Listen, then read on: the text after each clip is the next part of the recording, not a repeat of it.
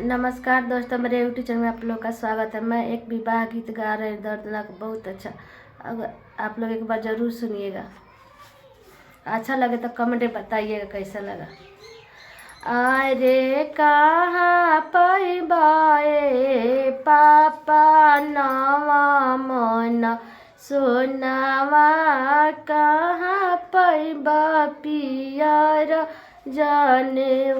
अरे कहाँ पैबाए बेटी लाजल है जिया, कहाँ पैबा कन्या कुंवर।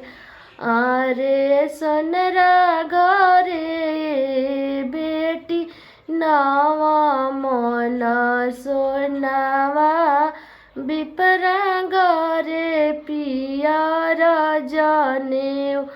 अरे सोनरा घरे बेटी नवा मन सोनावा, विपरा घरे पियर जनेऊ।